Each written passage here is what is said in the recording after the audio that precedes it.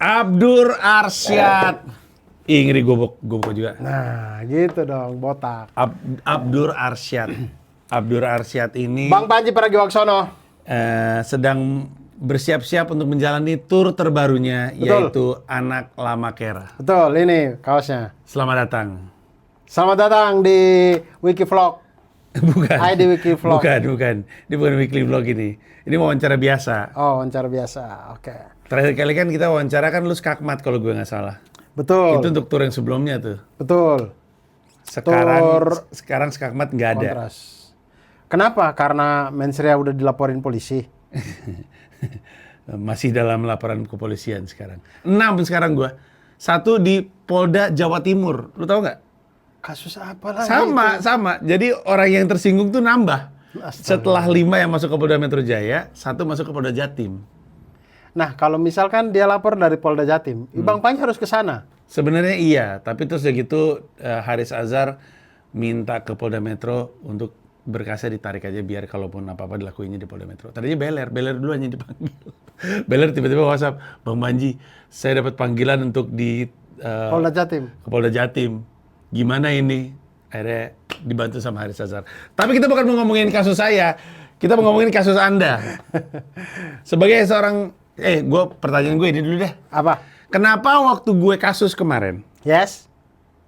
di antara semua komika-komika cerdas, pintar, mengerti politik yang bisa ngebela gue di forum-forum televisi, kenapa yang maju Mal Jupri sama Arya Nofrianus? Anda mana? Anda kemana?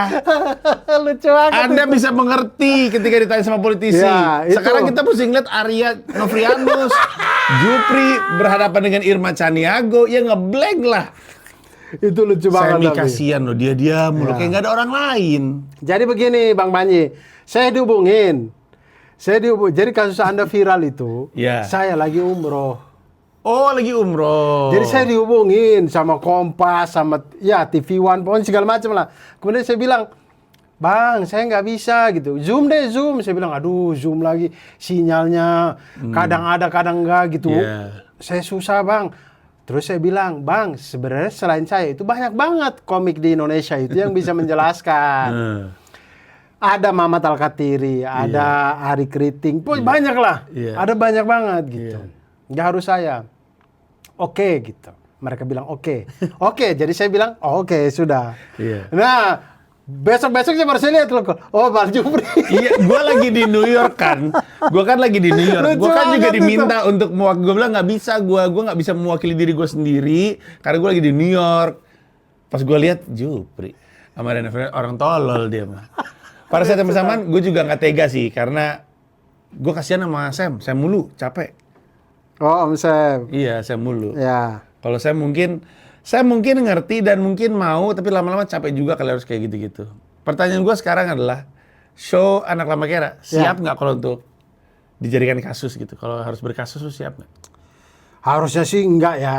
Karena- Bukan harusnya enggak siap, tapi harusnya sih enggak ada kasus di Anak Lama Kera. Anak Lama Kera itu murni bicara personal, tapi memang akan nyinggung-nyinggung juga sih, pasti. Iya kan? Pasti akan ada Lu nyinggung-nyinggung. disuruh nge-roasting Ferry Nuril, yang di-roasting orang lain. Itu Ferry Nuril sebenarnya yang saya roasting, John ini. Nah, tapi pengen personal banget ini materi-materinya, tapi kalau misalkan memang menyinggung dan segala macam, saya akan berusaha untuk bermain di zona-zona aman aja. Ya, sebenarnya kayak kalau dugaan gue sih kayaknya komika lain nggak akan mengalami apa yang gue alami. Karena itu emang lebih sentimen ke Panji. Ada yang sentimen ke Panji Pragiwaksono. Jadi dicari-cari aja cara untuk ngeramein Panji Pragiwaksono. Menurut keyakinan saya. Menurut keyakinan Sehingga komika lain yang juga ngebahas isu sosial dan politik harusnya nggak mengalami apa yang gue alamin. Itu menurut gue. Jadi kalau misalnya lu nyenggol-nyenggol sih nggak apa-apa juga. Karena Abdur ini kan punya reputasi ya. Kita ngomong dari spesialnya aja. Rewrite itu adalah materi-materi yang dikenal dari Abdur, dari Suci dan segala macam ditulis ulang jadi sebuah pertunjukan. Ya. Jadi brand cerdasnya, brand punya opini politiknya terwakili di situ.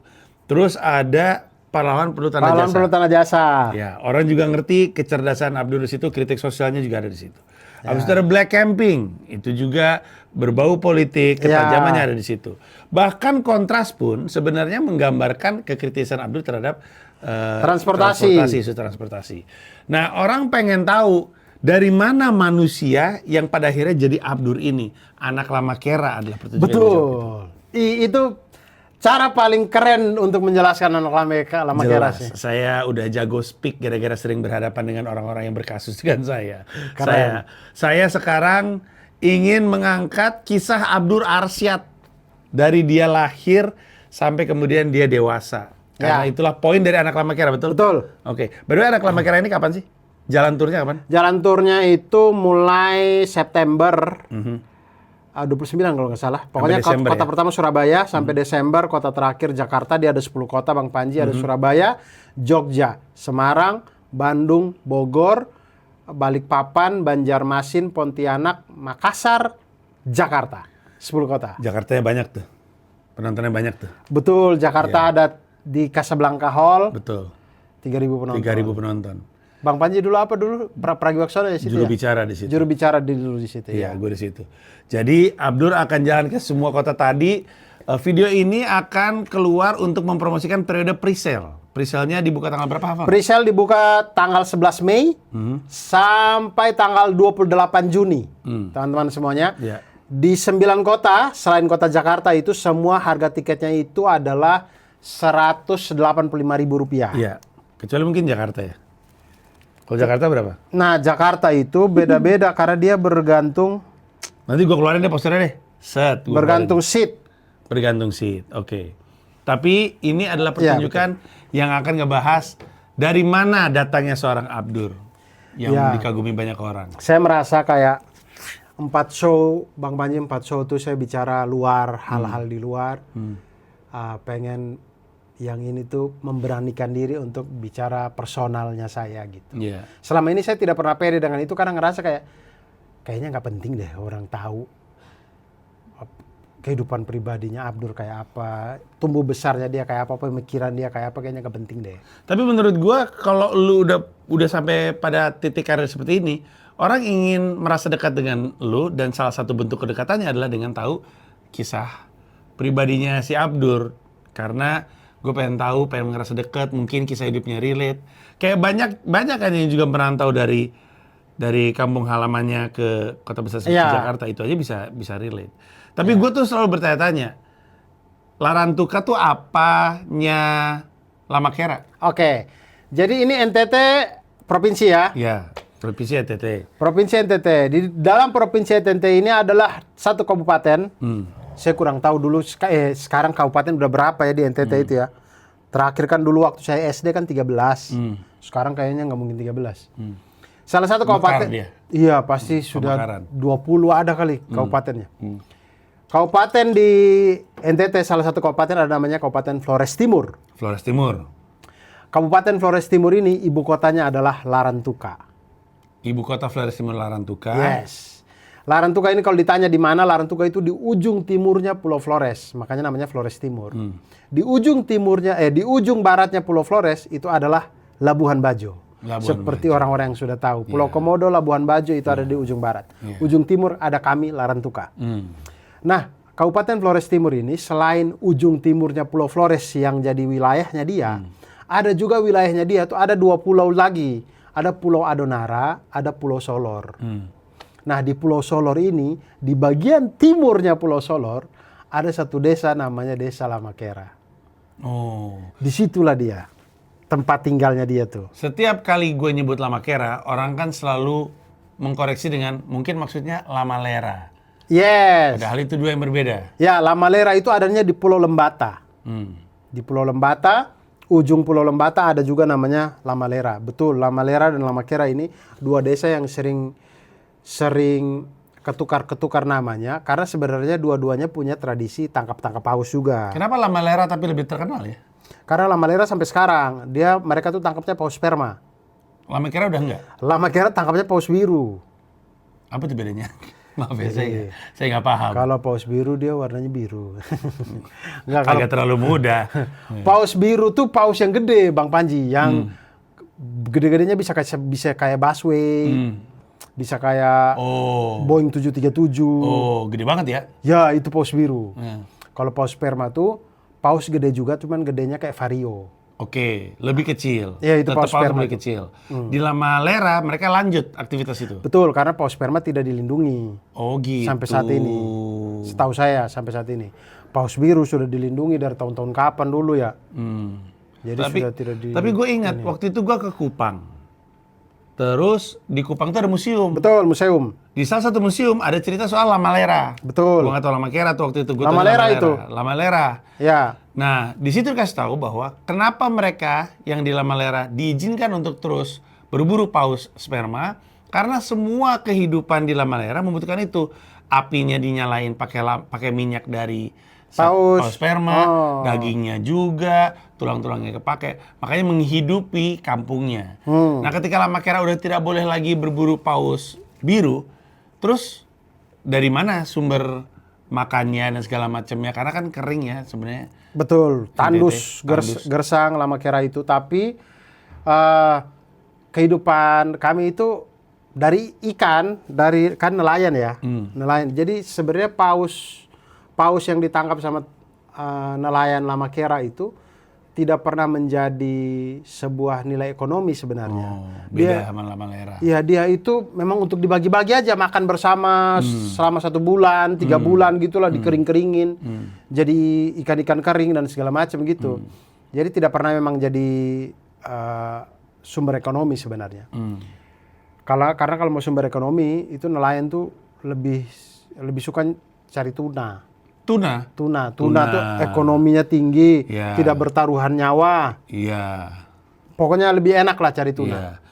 Emang bertaruh nyawa sih kalau berburu paus ya. Iya, berburu paus Yang bertaruh nyawa. Lamalera aja, salah satu foto yang paling berkesan itu adalah si nelayan mungkin disebutnya lompat dari kapal sambil megang tombak. Betul. Ya kan? Zas! Zas! Gitu. Gitu. Maut sekali itu. Maut. Paus biru juga gitu, tapi lebih rame lagi kali orang-orangnya. Lebih rame lagi. Gila, pasti festif banget pada zaman Lebih itu. rame lagi.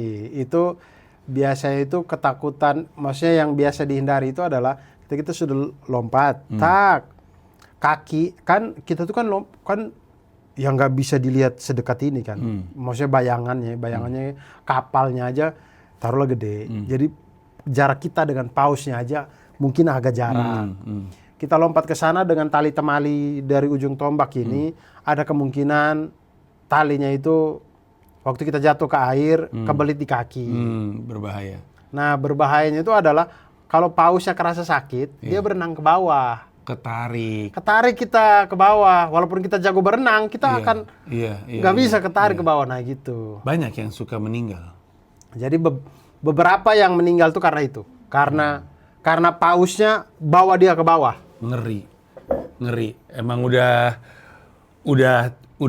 tidak perlu lagi melakukan itu kali ya. Bahaya soalnya. Iya. Paus biru lebih gede daripada paus sperma soalnya. Betul. Iya. Masuknya juga lebih cepat, lebih dalam. Iya. Iya.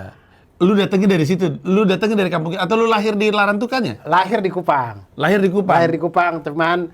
Kalau liburan sekolah selalu ke Lamakera dan di sanalah saya menyaksikan nelayan-nelayan ini dan cerita tentang Lamakera itu bergaung di dalam keluarga.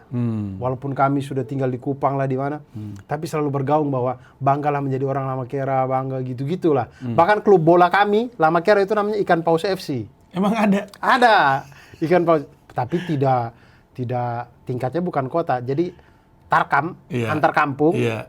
Nah, itu Lamakera tuh selalu mengirimkan tim sendiri namanya Ikan Paus FC. Ikan Paus FC. Ikan Paus FC. Kalau Lamalera, nama tim sepak bolanya apa? Kurang tahu dah Lamalera. Karena kalau antar kampung kami nggak mungkin ketemu beliau. Mereka kan beda kabupaten. Iya. By the way, dari Kupang ke Lamakera tuh berapa lama jalan darat? Tidak bisa jalan darat, Bang. Oh iya, jalan darat plus kapal.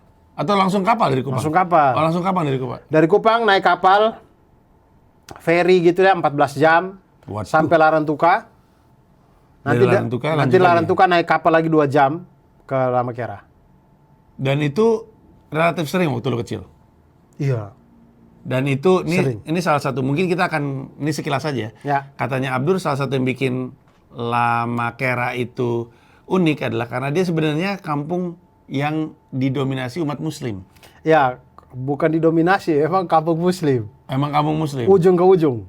Hmm. Ujung ke ujung, semuanya itu muslim. Di sekitarnya? Di sekitarnya maksudnya secara teritorialnya, tapi di sekitarnya di kampung-kampung sebelahnya juga Islam. Tapi kalau dari teritorial Flores Timurnya sendiri,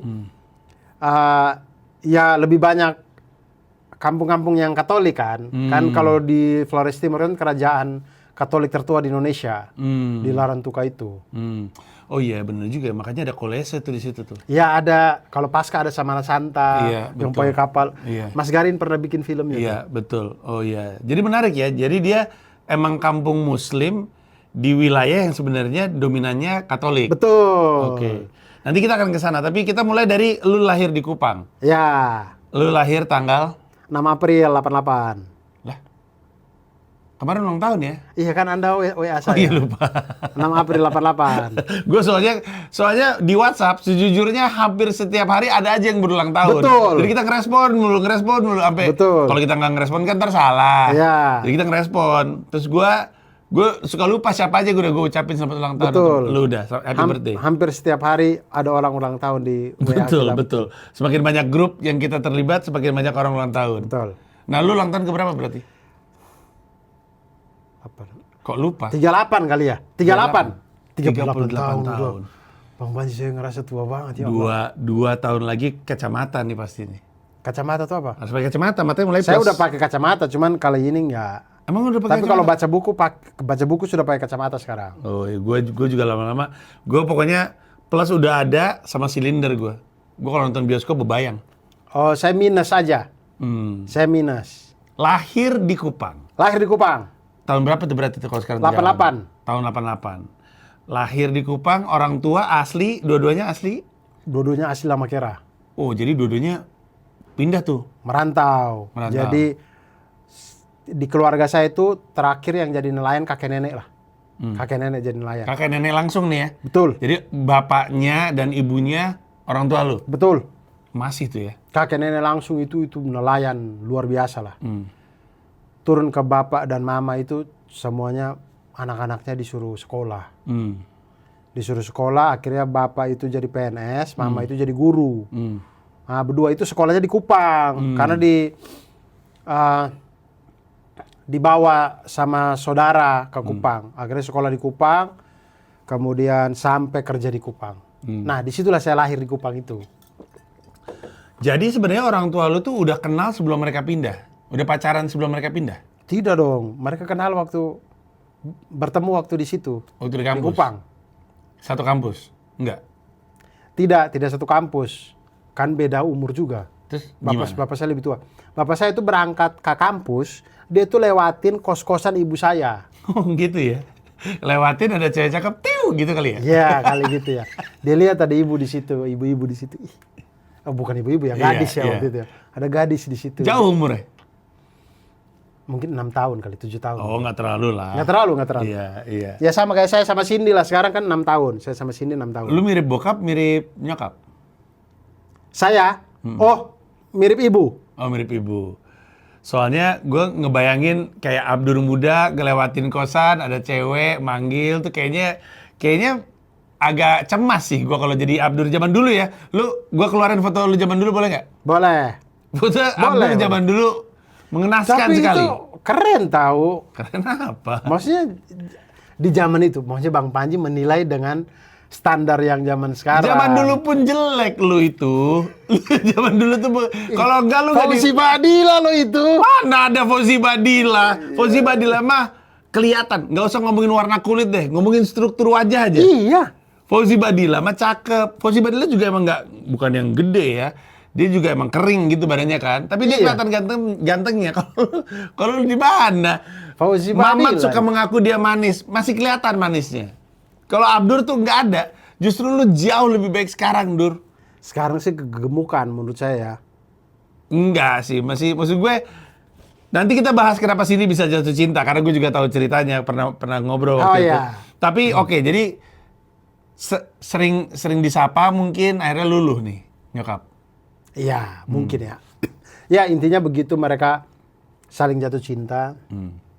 Kemudian menikah lah. Menikah itu pada waktu itu Bapak itu sudah kerja di Dinas Pedanka, tapi masih sembari kuliah S1. masih sembari kuliah sambil S1. kuliah. Ya. Udah kerja tapi sambil kuliah. Oke. Dia kerja sembari ngambil dokter andusnya dia tuh. Dokter Andes. Dokter andusnya dia lagi diambil. Iya. PDNK sekarang Kementerian Pendidikan ya. Iya. PDNK tuh Pendidikan dan Kebudayaan Pendidikan dan basically. Kebudayaan, betul. Ya, zaman dulu banget tuh PDNK. Iya, Dinas PDNK. Iya. Nah, kemudian ibu saya itu baru lulus SPG, SPG? Sekolah Pendidikan Guru. Iya. Itu sekolah masih pendidikan setara SMA kayaknya dulu tuh. Iya. Apa D1 apa ya? Iya. Tahu dah pokoknya. Jadi dua-duanya tuh yang satu emang mau jadi guru, yang satu PNS tapi di bidang pendidikan. Betul. Jadilah ibu saya itu dia ngajar di SMP. Ayah saya itu kerja sembari kuliah, ambil kuliah sore. Begitulah kehidupannya mereka. Sampai kemudian lahir adalah anak pertama. Itu lu? Bukan. Saya Lu punya ketiga. apa? Saya anak ketiga. Oh, lu anak ketiga. Lahir anak pertama. Namanya siapa tuh? Arifin. Arifin. Lahir anak kedua. Namanya siapa? Abdurrahman. Lahir anak ketiga? Saya lah Abdurrahim. Abdurrahman Abdurrahim. Nah, Islami sekali. masuk anak ketiga. Terus lahir lagi anak yang keempat, cewek akhirnya. Lahir anak yang keempat cewek itu, orang tua itu dipindahkan. Dari Kupang. Iya, dipindahkan ke Flores Timur. Balik berarti. Ke Larantuka, ya. Itu kalau saya lahir 88, adik saya lahir 89. Itu belum otonomi ya? Otonomi daerah? Belum lah. Belum kan? Belum. Jauh. Belum kan? Jauh. Ya. Jadi kayaknya yang menentukan itu tetap pusat deh. Yang memindahkan orang tua lu tuh. Iya. Dasar pertimbangannya nggak jelas apa? Saya nggak tahu dah. Iya. Pokoknya apakah dia mengajukan diri atau bagaimana saya juga nggak paham. Tapi beliau dipindahkan ke Dinas PDNK Flores Timur. Padahal keadaan lebih enak di Kupang ya, karena kan lebih kota gitu. Iya. Infrastruktur lebih lengkap. Betul. Tapi mungkin secara jenjang karir, kayaknya kalau dipindah ke kabupaten, jenjang karir lebih gampang naik kali. Oh gitu, ya mungkin. Dan dia mengiyakan juga, antara dia yang request atau dia ditugaskan. Iya, saya kurang tahu cerita persisnya, tapi intinya beliau tuh pindah. Jadi ibu saya ikut juga, akhirnya pindah ngajar juga ke sana. Nah, pada waktu keluarga bapak, ibu, dan 4 orang anak ini mau pindah ke Larantuka, adalah kakek dan nenek saya di Kupang. Kakek dan nenek saya itu ngerasa kayak Pak Arsyad ini dia kebanyakan anak ini, kasihan, anaknya masih kecil-kecil. Kita bantuin kali, kita ambil satu lah gitu. Lu yang diambil. Nah, diambilnya itu beliau tidak berniat kayak gitu. Jadi beliau itu, ini cerita dari almarhum kakek dan nenek saya. Jadi mereka itu berniat untuk membantu kan, ambil satu deh, anaknya ambil satu. Tapi nggak mungkin ambil yang cewek ini. Kalau yang cewek ini kan mereka tunggu-tunggu kan. Iya. Yang 3 cowok ini kita ambil salah satu. Nah, jadi mereka hari dimana kayak besok bapak dan ibu saya itu mau berangkat gitu ya, besok mau berangkat itu, mereka datang tuh ke rumah. Terus mereka tuh bikin komitmen bahwa ketika kita salam nanti, kita masuk ke rumah, siapapun yang jalan duluan ke kita, itu yang kita ambil. Nah, jadi waktu dia salam, kakek dan nenek saya ini salam, mereka masuk. Kakak saya tuh lagi pada main gitu. Saya doang tuh yang ngerangkak. Saya umur 8 bulan masih. Saya ngerangkak itu ke mereka itu. Saya ngerangkak. Akhirnya saya lah yang diambil. Itu kayak konten-konten zaman sekarang, lu pernah ngeliat gak? Jadi kalau misalnya ada bapak, ibu, paman, kakek, nenek, terus bayi disuruh ngerangkak untuk cari tahu mana yang dia paling sayang. Itu jadi konten zaman sekarang. Itu yang terjadi sama lu. Iya. Bedanya lu diangkat anak sama mereka pada Betul, saya diambil karena konten. Cuman karena pada waktu itu Fujifilm masih susah ya.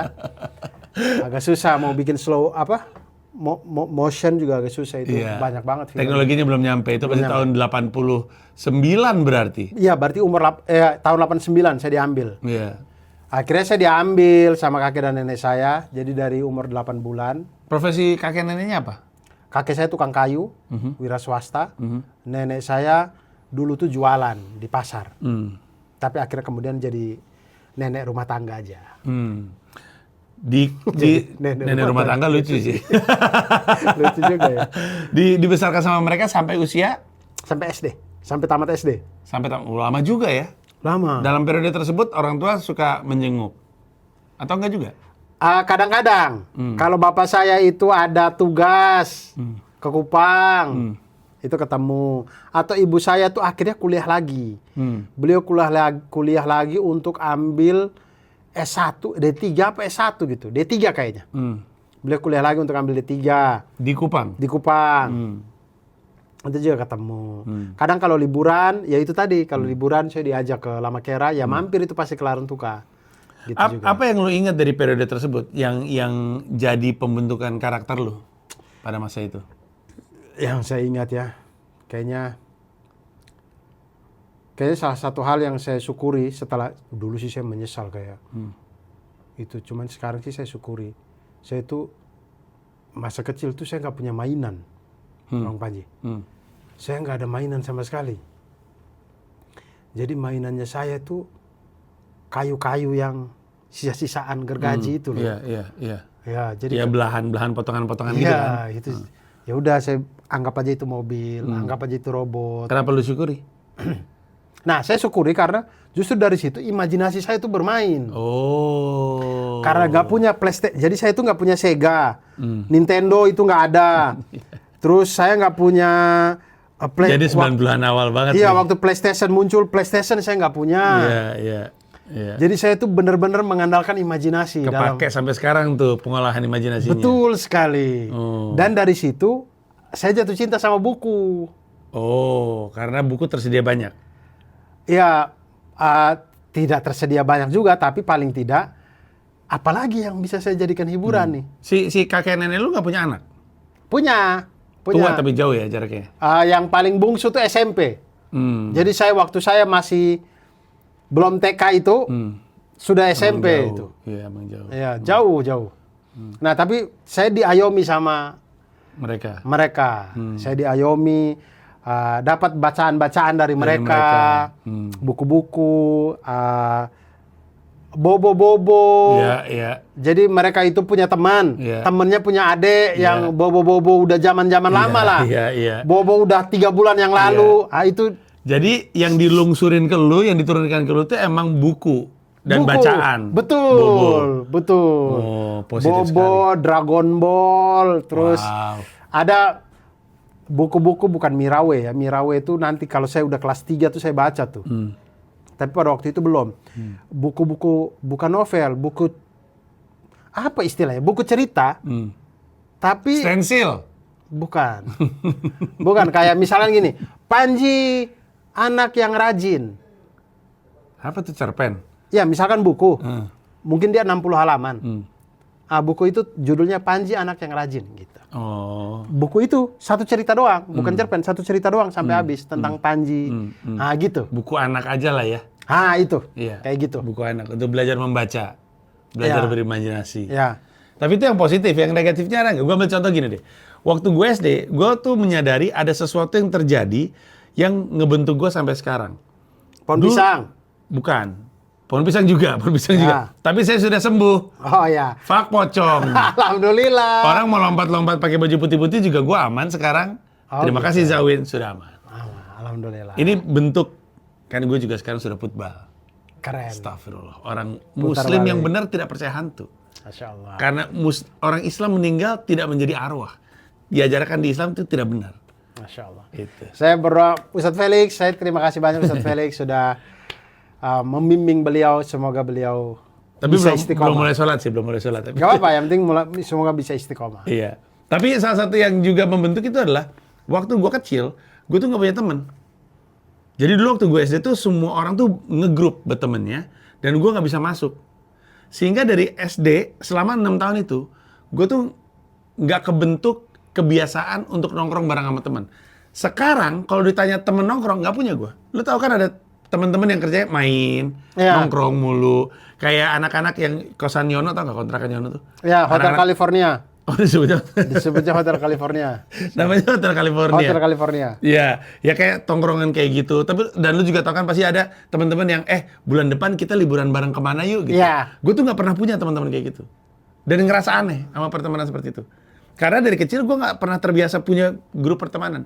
Temen gue saat itu ya 1, 2, sampai sekarang kayak gitu. Saya sih ada sih. Dulu Iya. waktu SD mah ada. Iya. Nah itu kan yang negatifnya, bukan negatifnya. Itu gue nggak nyebut itu positif negatif. Pokoknya gue kayak gini karena kebentuk. Nggak pernah punya tongkrongan, nggak terbiasa untuk keluar berteman dan main dan segala macam. Karena dari kecil nggak pernah kayak gitu. Nah kalau lu ada lagi nggak? Itu kan tadi positif ya, bahwa lu jadi imajinatif, bahwa lu senang baca. Ada sisi lainnya nggak? Sisi negatif ya apa ya? Nggak sayang orang tua, misalnya. Ada nggak? Pada detik itu tuh sebenarnya saya tidak tahu orang tua saya tuh sebenarnya yang dilarang tukar itu. Lu manggil kakek nenek lu apa? Ya kakek nenek. Cuman saya pikir saya itu anak bungsunya mereka aja. Oh, dan setiap kali di sekolah ditanya, mana? Lu dipanggilnya apa? Abdul juga dari dulu. Him. Mana bokap nyokap lu gitu? Bapak ibumu mana gitu? Lu bilangnya kakek nenek? Iya, ada itu di rumah. Saya bilang gitu. Lagi bikin lemari, aku bilang gitu. Saya bilang gitu. Lagi bikin lemari. Oh, saya tuh tidak bisa ini. Apa ya? Yang sesalkan ada yang Apa? saya sesalkan. Apa? Yang saya sesalkan itu adalah saya itu tidak belajar dengan serius masalah lemari itu. Masalah lemari? Bikin lemari? Iya. Jadi saya itu dari kecil, saya itu berhubungan dengan gergaji, apa segala macam itu, pelitur-pelitur, itu segala macam. Saya itu berhubungan dengan itu semua lah. Orang saya yang sering pelitur-pelitur kok, saya yang ini sering ngantar-ngantar lemari juga, saya juga gitu, ngikut-ngikut. Tapi sampai sekarang lu nggak bisa nukang? Iya, itu dia. Saya bisa, cuman hal-hal simpel. Simpel dari pertukangan saya bisa, tapi kalau sampai kayak lemari nggak bisa saya. Padahal sayang ya, sumur lu SD, lu ngeliat 6 tahun ada orang ngebangun kayak begituan ya. Iya, sia-sia banget pengalaman. Iya, kalau yang bisa disesalkan, itu yang saya sesalkan sampai sekarang. Iya. Andai saya bisa bikin lemari, mungkin saya jadi presiden. Kakek saya aja enggak, saya lagi. Larang tuh kamu jadi orang Jawa, kecuali lu orang Jawa, tukang kayu, nah lu bisa deh tuh. Betul, dan mainnya harus jati ya. Iya betul. Kami dulu bukan di jati mainnya. Iya. Mainnya tuh ya ini, jati-jati Belanda gitu. Iya. Bukan jati yang kuat. Barang dari kayu yang pernah lu buat apa? Sederhana gitu. Saya pernah, ini saya bangga waktu itu. Mukanya aja udah bangga. Saya bangga. Jadi kami itu waktu SD, kami dikasih tugas. Jadi mungkin ini akal-akalan memang SD kami juga ini. Jadi kan di sekolah itu kan belum ada inilah, pajangan-pajangan belum banyak lah. Jadi disuruh kami itu gambar organ-organ. Jadi organ apa? Organ tubuh? Iya, tapi bukan kayaknya organ tubuh apa bukan ya?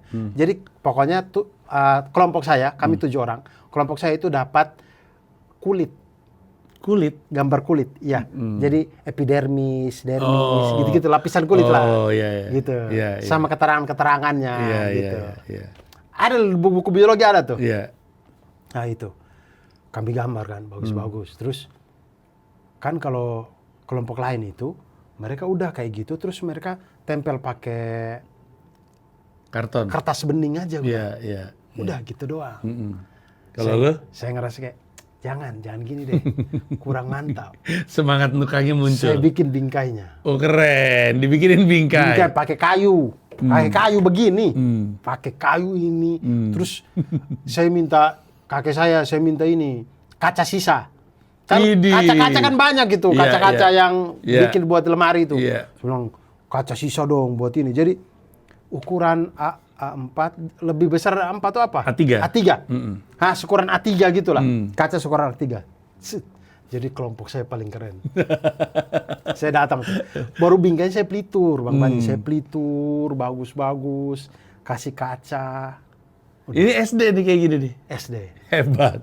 Anak SD udah bikin bingkai untuk presentasi. Yes. Dan nilainya oke. Oke dong. Iya kan, 9. Pokoknya kita semua dapat 9. Kita 7 orang. Tertinggi di grup lo. Nggak sih, yang lain juga 9. Masih ada juga yang 9 juga. Ya, ternyata emang semua. Berarti nggak ngaruh sebenarnya. Iya, semua dikasih 9 emang. Itu tuh emang biar kelas tuh jadi banyak aja, banyak hiasan. Iya. Lu diprakaryakan sama mereka. Iya. sama ibu-ibu guru ini. Oke, waktu SD lu udah agamis. Dibilang agamis tuh sebenarnya karena dia besar dari keluarga yang cukup kuat Islamnya. Ke bawah berarti. Iya, ke bawah lah. Kakek saya, nenek saya itu kuat lah Islamnya. Pokoknya dididik Islam. Saya itu pokoknya mau ngapain aja, mau apa, ingat sholat. Pokoknya harus sholat. Harus sholat, harus ngaji. Pokoknya rajin sholat, rajin ngaji gitu.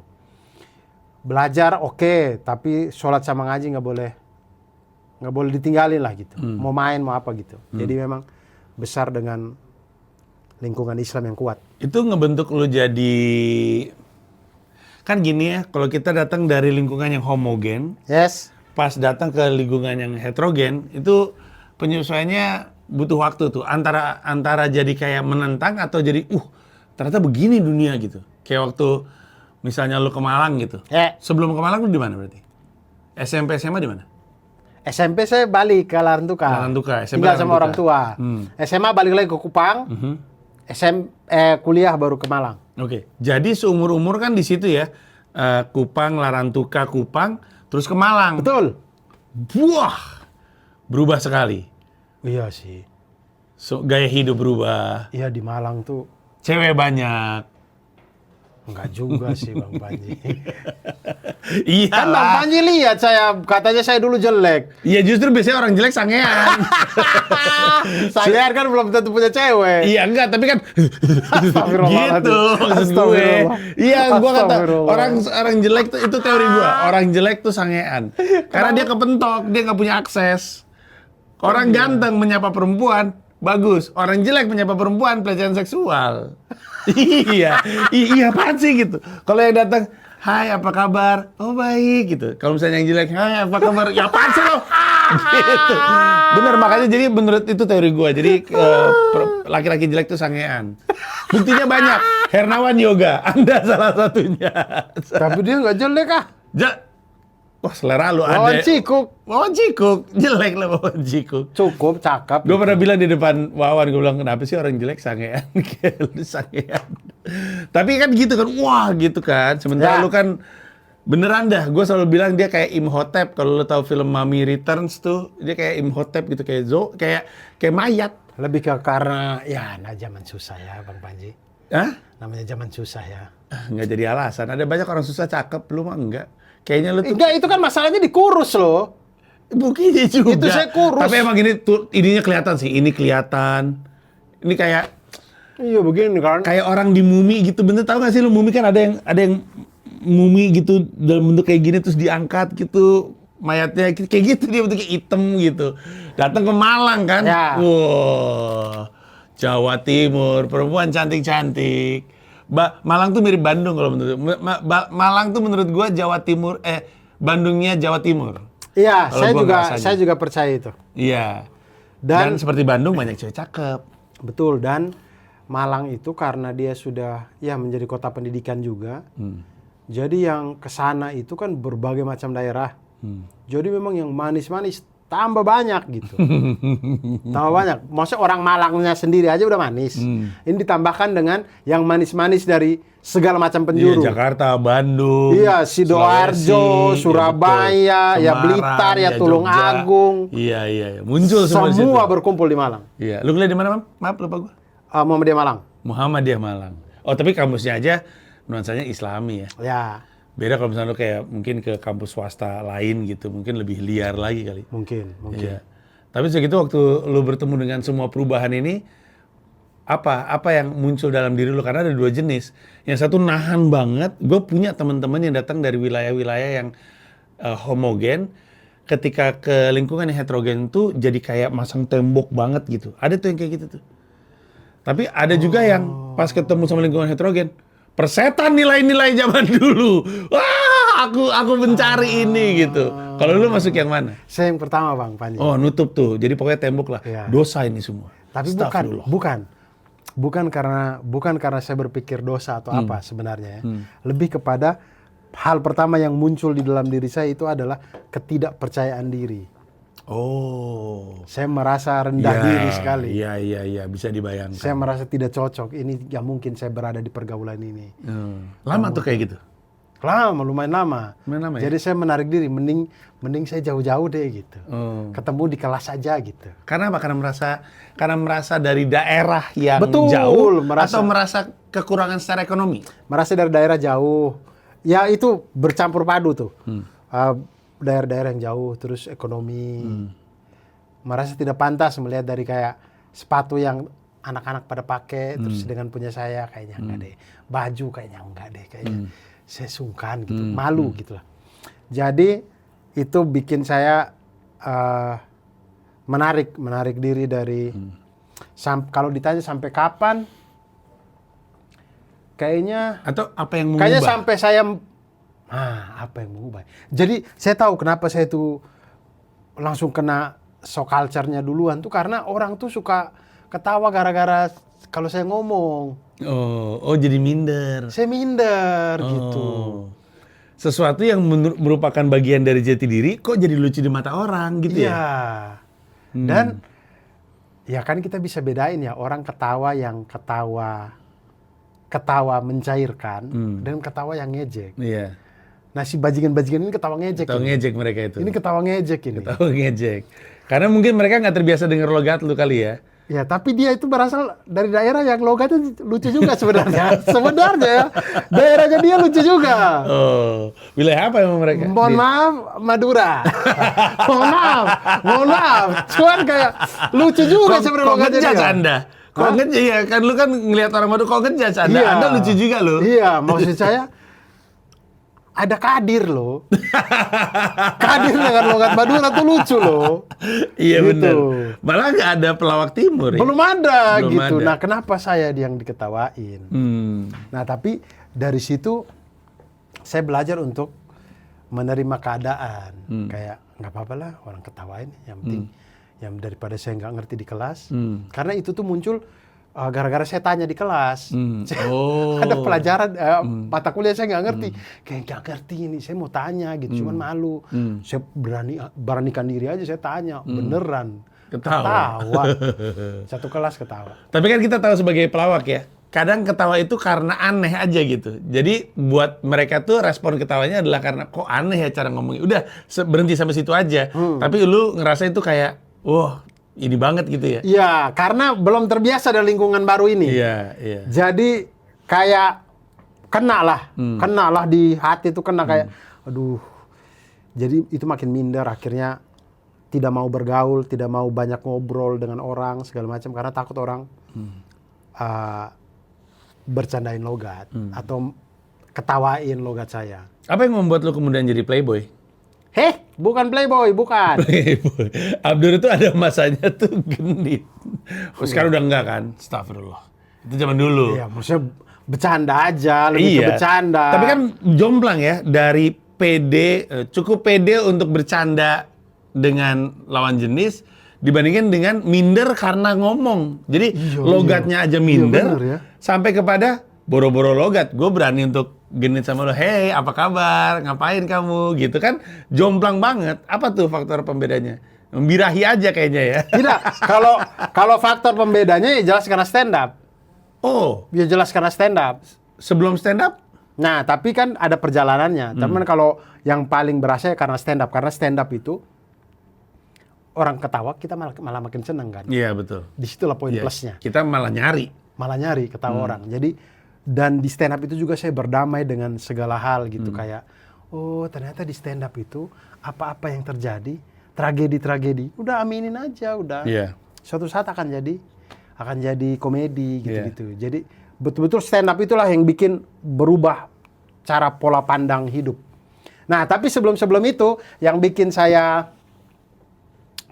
mulai pede itu karena semester 1 itu Bang Panji, semester 1 itu saya IPK tertinggi kedua seangkatan. Oh ya, pintar sekali ini anak lama ke era 1. IPK tertinggi kedua seangkatan. Wow. Sorry. Kalau seangkatan kayaknya Wahyu Prakoso lebih tinggi. Kayaknya Siapa ini Wahyu Ada Prakoso? teman saya di kelas A. Kayaknya saya ketiga deh. Wow, Saya tetap ketiga tinggi. deh. Seangkatan, tertinggi seangkatan. Udah Seangkatan. pasti. Top 3 paling tinggi IP-nya seangkatan sih. Sorry, bukan seangkatan ya. Seangkatan tapi jurusan matematika Betul, doang. betul. Di jurusan lu. Iya, nggak bukan- sekampus. iya, bukan sekampus. Iya, betul, betul. Iya. Lu jurusannya apa? Matematika. Tuh. Jadi matematika 3 teratas Tiga teratas. di angkatannya. Betul. Jadi untuk angkatan jurusan matematika, 3 orang ini elit. Jadi Yes. pede. Yes. Iya. Disitulah saya ngerasa kayak, kalian ketawa-ketawain saya, kalian ketawa-ketawain saya nih. Saya IP tinggi nih. Disitulah saya mulai congkak. Congkak ya. Mulai congkak muncul. Iya, iya. Tapi di situ pede muncul akhirnya. Iya. Kayak, saya ngerasa kayak, tuh yang ketawa-ketawain saya, itu kalian ketawain doang, tapi nggak itu kan, jadi nggak ngerti kan. Iya, Mending saya gitu, walaupun Iya. kalian ketawain, tapi saya tanya gitu, Iya. hal yang saya nggak ngerti Iya, gitu. Iya. Nah di situ itu mulai pede tuh naik, kemudian semester 2 mulai masuk organisasi, Oh gitu. mulai organisasi di kampus, jadi mulai Jadi apa? pada waktu itu sih Karena gue juga organisasi di kampus. saya baru masuk yang untuk mau ikut pemilu. Oh. Kan semester 3 lah saya baru sekretaris, saya sekretaris himpunan. Oh, gua waktu itu wakil ketua angkatan. Jadi angkatan gua ada ketua angkatan, Nah, wakil ketuanya gua. Ketua angkatannya namanya Sena Maulana. Gua wakil ketuanya. Gue juga nggak tahu kenapa gue yang dipilih. Karena gue pinter enggak. Gue juga nggak ngerti. Anda Gua, pinter rap mungkin? tidak. Sampai sekarang aja tidak. Karena gue ngelucu enggak, gue nggak tahu gue punya bakat apa, tapi kayaknya orang suka aja sama gue. Jadi gue juga berorganisasi waktu itu. Mungkin karena Bang Panji udah ngasih 50.000. Gak ada, itu kan orang- Kenade, itu beda. Gue kuliah 97, itu Kenade 2006 kalau gue nggak Ih, salah. Bang Panji 97, Iya. saya SD loh. Iya. Anda udah Iya. kuliah. Iya betul. Anda Kan tuh- gue udah tua ini. Berarti Anda tuh dulu ke Jakarta juga nggak buat turunin Soeharto?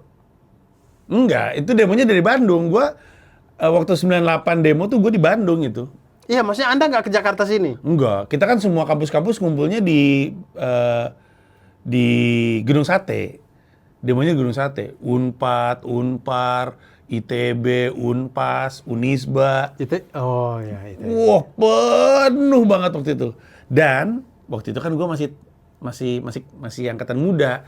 Jadi gue nggak orasi segala macam. Semi orasi. Loh, Bang Panji itu masuk kuliah tahun? 97.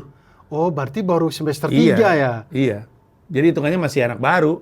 Waktu 98 tuh gue masih kerjanya cuma jadi ini. Apa namanya? Pagar betis. Pagar Betis Iya. ya. Yang pas kita demo turun ke jalan, yang demo di tengah-tengah, gue yang megangin, yang bikin pagar. Ya. Udah, segitu aja peran gue. Masih terlalu muda. Jadi nggak bisa mengaku gue aktivis. Oh, Om Zem itu dia udah Demo, udah orasi. Udah tua dia ya, Udah, berarti ya? Dia kan 2 tahun di atas gue. Oke. Dia angkatan 95.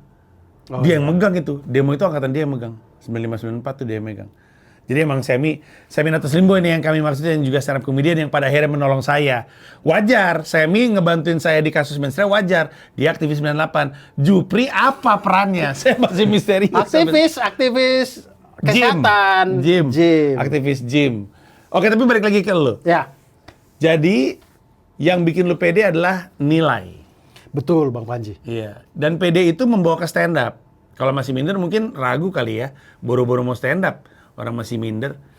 Yang pertama lu lihat siapa sih? Sebenarnya stand up masih jauh lagi kan. Oh, masih Stand jauh up lagi? tuh kan setelah saya lulus S1. Emang iya? Iya, saya kan masuk 2006. Saya lulus 2010. Oh, 2011. Bang Radit pertama kali stand up aja 2000 berapa? 2011. 2011, iya kan. 2011. Stand Dia up apa? Indo Malang itu ada tahun 2012. 2012. Oh, masih lama. Jadi kepercaya diriannya numbuh terus tuh. Iya, numbuh terus sebenarnya dari organisasi, iya. Dari Lu dulu demo nggak? demo di kampus sama di Isu apa waktu itu? Palestina paling sering. Oh, Palestina. Palestina paling sering karena 2006 itu kan agresi Israel lagi pada waktu itu ya. Kemudian 2008 ada lagi. Kemudian ada demo di kampus, lucu banget. Saya lucu sih ini. Saya dulu pernah demo di kampus saya. Jadi kampus Muhammadiyah Malang ini, saya tidak dalam rangka untuk membagus-baguskan dia, tidak juga. Tapi Universitas Muhammadiyah Malang ini emang kampus yang cukup progresif lah, mengikuti perkembangan zaman dia ini. Iya, oke. Jadi dia ini jarang sekali dapat protes dibanding kampus-kampus lain, karena dia tuh ngikutin perkembangan zaman lah gitu, tahu yang anak muda mau gitu. Iya. Waktu itu rektornya Pak Muhajir Effendi. Oh, Muhajir Effendi. Pak Muhajir, Pak rektornya. Sampai saya lulus beliau masih rektornya. Kemudian akhirnya, jadi kami tuh nggak pernah punya isu untuk demo kampus ini. Kayak anak UB kita lihat, wih udah demo ini aja. Anak UM demo, anak ITN, apalagi hari keriting itu mereka demo kampusnya. Kami tuh nggak bisa demo kampus kami, karena kampus kami kebijakannya baik-baik aja. Baik-baik aja, nggak ada masalah. Waktu itu parkiran motor di kampus itu Rp100, Bang Panji. Bayangin, tahun 2008. Iya. Iya, 2008 atau 2009 gitu. Di saat parkiran tuh udah Rp500 loh. Kampus Muhammadiyah Masih Malang. 100 perak. Rp100 parkiran motor. Iya. Dan itu kalau motor hilang diganti lagi sama kampus. Gila. Terlalu keren ini. Tidak ada alasan untuk mendemo. Tidak nih. ada alasan. Iya. Tiba-tiba Pak Muhajir bikin peraturan parkiran naik jadi 500. Padahal sama yang lain ya. Sama aja ke lain dong. Sama aja. Biar sama dengan kampus Iya, lain. iya. Disitulah kami ngerasa kami punya isu. Buat demo. Kami demo. Jadi Isinya isu parkiran motor. Makanya ada waktu kayak orang lain kayak, kalian demo, kami demo parkir motor naik 500. Maksudnya kayak kampus lain kayak, apa sih? Ada Lu diapasihin juga sama rektor gak? Apaan sih?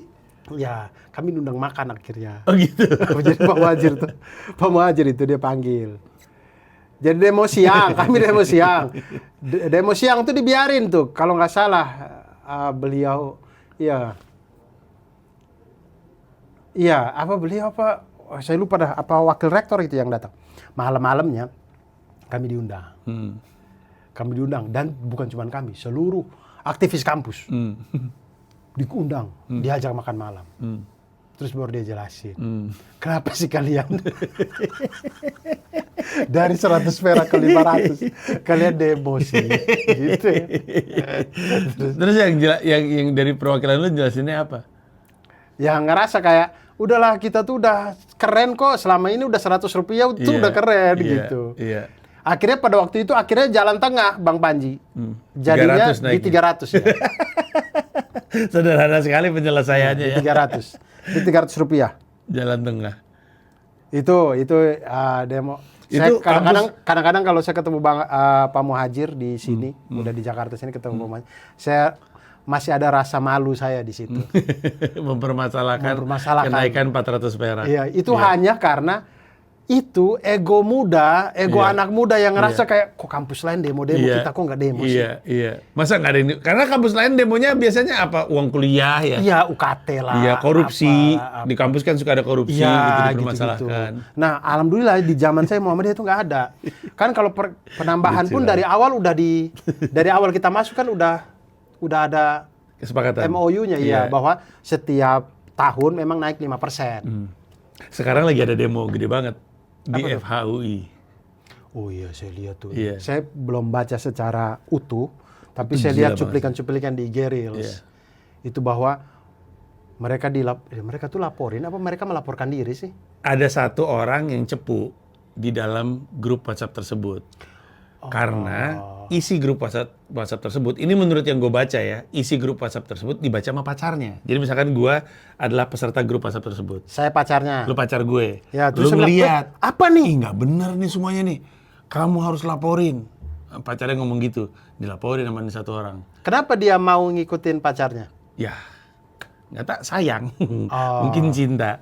Akhirnya dia laporin. Akhirnya dia Ketahuan. ngeramein. Yang gua udah sadari, ini akan istilahnya membuka kotak Pandora kampus-kampus lain. Dan sekarang bener, ITB kena atas nyanyian seksis Erika. Tahu loh?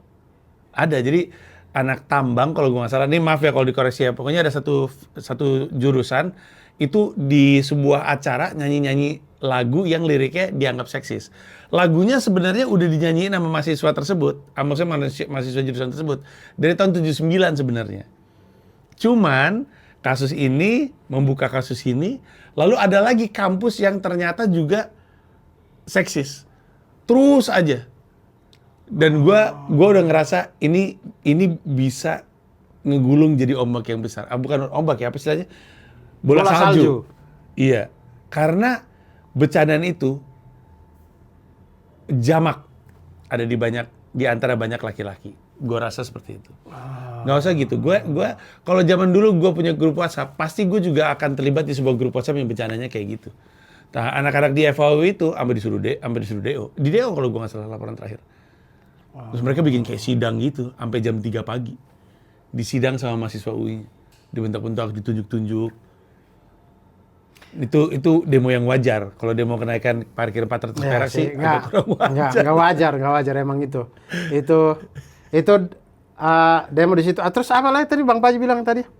Oh, PD dari situ terus bertumbuh, mulai dipercaya di organisasi jadi sekretaris, kemudian di sekjen maksudnya.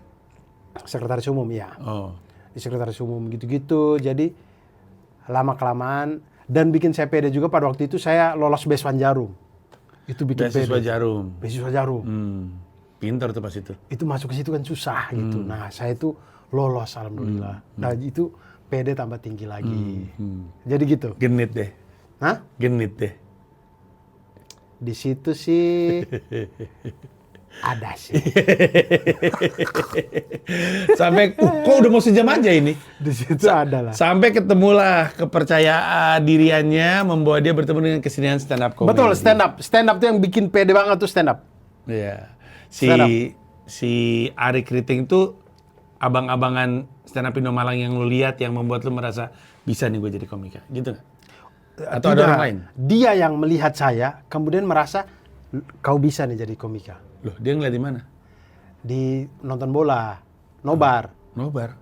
Kami itu suka nobar Juve. Oh, lu tuh sebenarnya... Adalah klub jelek satu itu. Ya, klub. Lu berdua tuh Juventini. Betul. Oh, maksudnya bukan, gue tahu lu Juventini, gue tahu. Ari juga gue tahu Juventini. Tapi gue nggak tahu lu kenalnya tuh di... Kenal di klub bola ini, di gitu. nobar ini. Jadi saya itu pengurus. Saya itu organisator di mana-mana ya. Saya itu lead kori, Bang Panji. Yang mimpin Chen. Pokoknya selama nobar 90 menit, saya yang mimpin Chen. Iya. Ganggu tuh orang kayak gitu. Gue kalau lagi nonbar tuh yang paling berisik tuh yang mimpin Chen tuh. Pange tuh, Pangeran Siahaan. Suka mimpin Chen. Chen MU jelek kali, makanya keganggu. Kalau Chen-nya Juve kan bagus. Iya, terus? Kami suka bikin koreo apa gitu-gitulah. Saya tuh nggak tahu kalau Bang Ari ini sering nonton. Sering datang dia nonton. Justru saya suka jeda babak. Kami bikin kuis, hadiah mug, hadiah apa gitu-gitu, kaos, jersey gitu-gitu. Dan dia tuh sering banget dapat hadiah. Oh gitu. Sering banget kejawab dia tuh. Iya. Oh. Nah terus mungkin dia ngelihat saya tuh kalau ngebawa kuis, saya suka bercandain. Bercandain aja. Tapi itu lebih karena saya tuh kenal sama hampir semua orang yang nonton itu saya kenal. Jadi udah kayak bercanda teman aja gitu. Iya. Nah, Bang Ari tuh ngerasa kayak bisa nih orang ini. Oh. Jadi dia itu diajak. kau mau itu tidak ikut stand up Malang? Ini tahun 2012. 2012 akhir. Iya. Mau ikut stand up Malang tidak? Kau kayaknya bisa nih jadi stand up komedian. Saya bilang stand up komedian, oh yang macam itu ya, yang di Kompas TV itu ya, yang Mas Akbar mereka ya. Iya. Saya bilang masa sih sendirian bicara orang ketawa, kayaknya nggak bisa deh. Tapi saya tertantang. Saya bilang di mana Bang ininya? Apa tempatnya orang begitu-begitu tuh di mana gitu? Di sini di kafe ini. Hari Jumat, saya bilang, oh ya boleh deh. Saya kesana, saya nonton. Hari Jumat lah, kami rame-rame tuh. Saya ajak nih anak-anak Juventini yang lain nih. Ayo kita kasih rame yuk, ini acaranya mereka. Jadi kami datang, gratis, pesan-pesan minum aja. Terus kami nonton lah di situ. Nonton. Vito tuh saya nonton. Vito Dita Praja. Lanang Edan, Ari Kriting ternyata saya baru tahu di situ ternyata dia tuh udah gede lah di Malang tuh. Iya. Udah ditunggu-tunggu lah. Senior gitu. Wah lucu Bang Panji itu. Saya nonton tuh kayak, ya ampun lucu banget ya Allah lucu banget ya. Kok lebih lucu ini dibanding di TV yang saya rasakan tuh. Kayak jokesnya lokal banget, kita tahu banget gitu, bercandain kampusnya tuh. Kita tahu banget gitu. Disitulah MC kan komik masih dikit lah, masih 6 orang apa yang tampil. MC. Ayo ada penonton yang mau coba gitu, biar tambah lama-lama aja open mic gitu. Terus teman-teman saya, cobalah. Saya bilang, oh ya boleh ya, saya coba ya. Cobalah ke sana. Naik. Teman saya ngerekam waktu itu 4,5 menit. Nggak ada tawa sama sekali. Nggak ada tawa Bang Panji, bener-bener kayak orang tolol itu. Bener-bener suara blender tuh sampai saya ngerasa kayak suara blender nih ngeganggu. Kayaknya suara blender yang bikin saya jadi nggak lucu. Khas banget tuh open mic stand up Indo tuh suara blender. Padahal emang semua orang juga kena suara blender dan lucu-lucu aja gitu. Emang saya. Tapi dari situ akhirnya Bang Ari tuh ngajak kayak, ayo kalau mau belajar, kami setiap Rabu malam. Rabu malam ada sharing komik. Jadi Rabu malamnya sharing, Jumatnya open mic. Betul. Bagus. Datanglah sehari Rabu. Datang. Baru di situ. Apa? Mau nulis materi apa? Saya tidak tahu nulis materi apa. Yang kau resahkan apa? Apa ya? Oh ini saya suka dihina-hina logat. Ah boleh. Udah itulah materi-materi pertama saya itu. Dihina-hina logat. Apa? Gitu-gitu. Materi-materi awal. Itu 2012. Iya.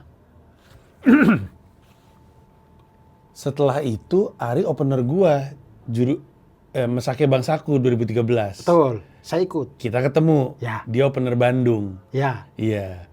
Lu Roadman. Dia Dia ajak jadi roadman. Betul, dia ajak jadi roadman. Dia mau Ari Kriting, gue ingin memperkenalkan Abdur Arsyad sebagai ini lucu banget ini Bang. Ini lucu banget. Bagus dia, pintar dia bilang kayak gitu.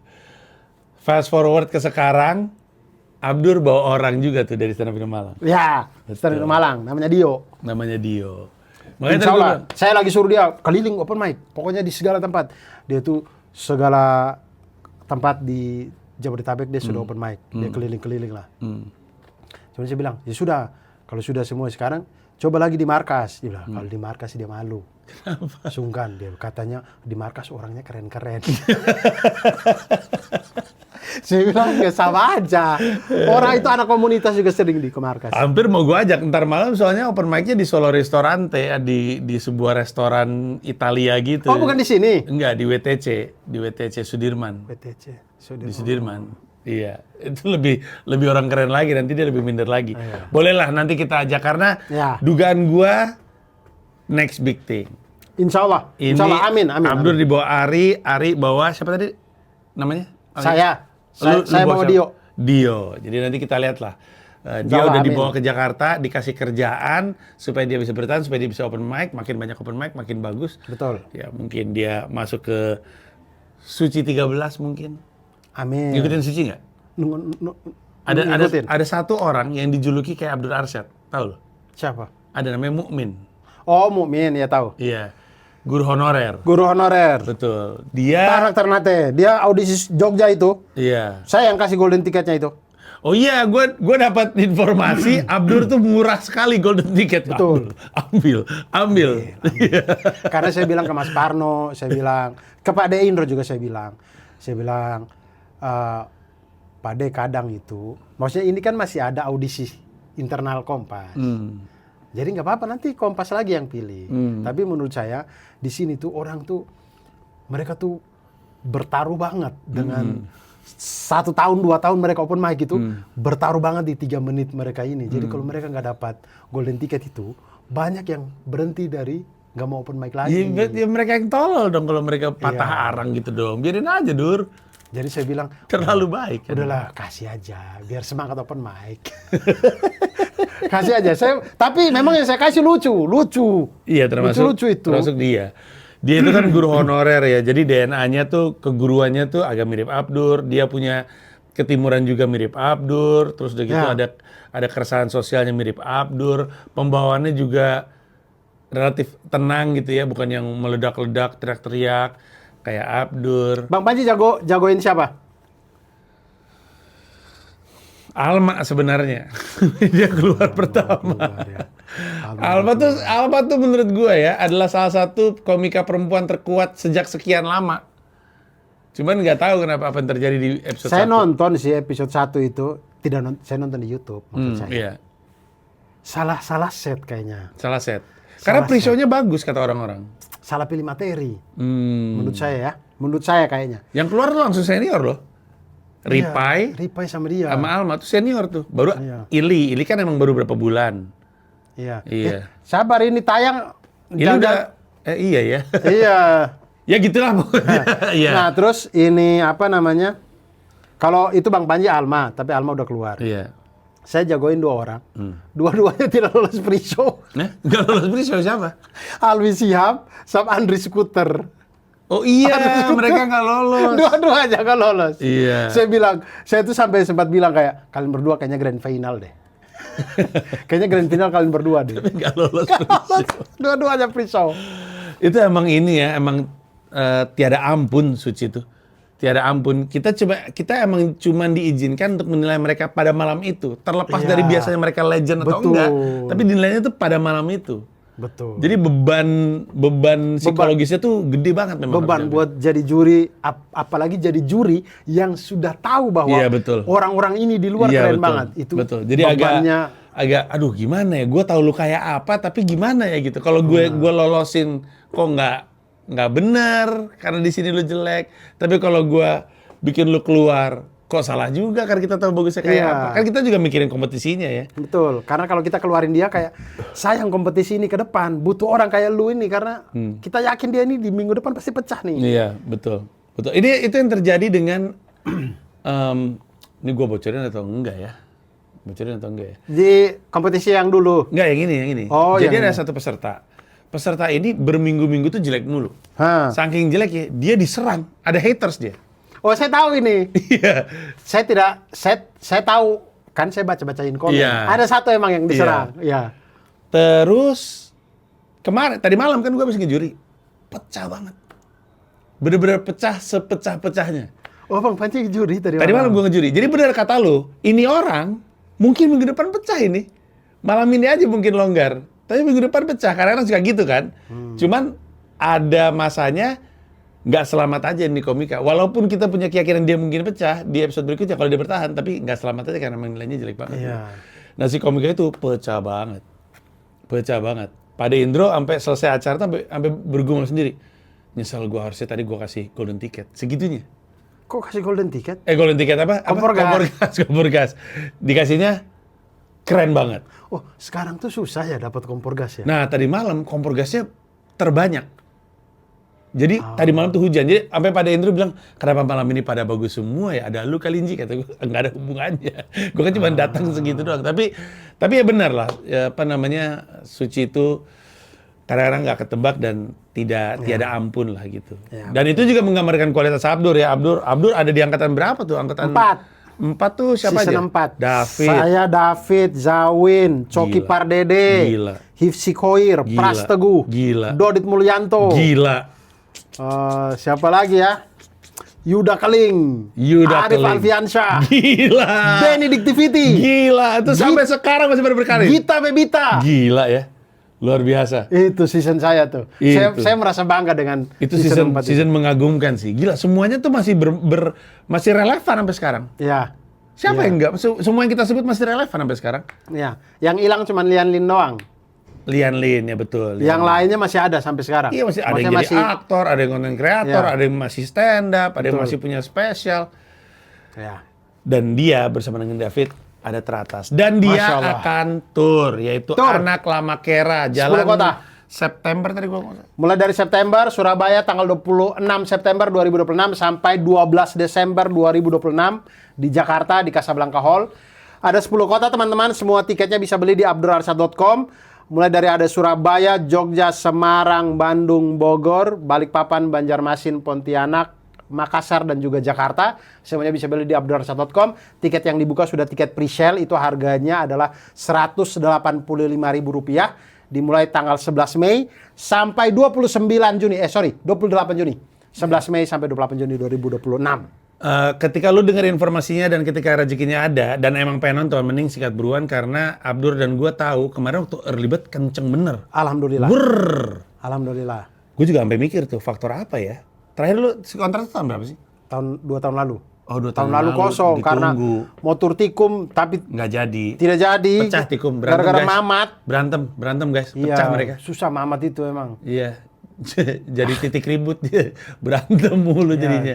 Tapi akhirnya jalan dan mungkin dinanti sama orang dan gua rasa ini akan jadi tour yang sangat menyenangkan. Kalau lu ngefans sama Abdur, inilah kesempatan untuk tahu Abdur kayak apa, dari mana. Tadi kita udah cerita kan, tapi kan ketika di stand up kan ya, isian punchline-nya. Jagonya komika termasuk Abdur adalah cerita biasa jadi lucu banget. Kayak Yono, lu nggak nonton Yono ya? Iya, saya sakit. Emang nggak peduli sama saya, bukan. sama junior, nggak saya peduli. pulang dari umroh kemarin sakit, Bang, saya, Bang. Oh, jadi umroh bikin sakit? Iya, namanya perbedaan cuaca. Kegiatan. Makanya Bang Banji umroh dong, ayo. Sama saya. Ayo. Iya, mau. Gue beneran mau. Gue beneran mau. Yang nawarin banyak nih, gue sampai bingung milihnya. Saya aja. Lu ngajakin, Ustadz Siapa? Felix Xiao ngajakin. Oh ya, Ustadz Felix aja. Iya. Ustadz Felix aja, udah benar. Ustadz Felix malah ada kayak trip sejarah Islam. Ya, udah benar. Ustadz Felix Turki. aja. Ntar yang kedua baru sama saya. Iya. Kedua, bisa beberapa kali ya. Iya. Bener juga. Nggak, tapi maksud gue tadi mau cerita. Si Yono itu yang aku Jawa dia Cina. Ya. Itu basically kan cerita soal kisah cintanya. Kalau orang dengerin, kisah cinta itu sebenarnya biasa aja, tapi dia jago banget nyelipin punchline. Bagus banget. Membuat sebuah kejadian biasa jadi lucu, itu jagonya Yono. Jago banget itu orang. Iya. Nah, kalau tadi lu merasa denger cerita itu segitu, kayaknya ceritanya nggak ada lucu-lucunya. Justru pertunjukan komedi itu adalah tempat dia nyelipin lucunya dan membuat cerita yang nggak lucu jadi lucu. Kalau komika mediocre, ceritanya harus lucu untuk jadi joke lucu. Tapi kalau komika legend, ceritanya lucu nggak lucu, bisa jadi lucu. Amin. Abdur Arsyad, Amin. anak lama kera. Amin. AbdurArsyad.com. Ada lagi informasi yang perlu gua tanyakan tapi nggak keluar? Sudah, itu semua sudah. Oke, kalau gitu. Sampai ketemu di Anak Lama Kera. Thank you. Terima kasih.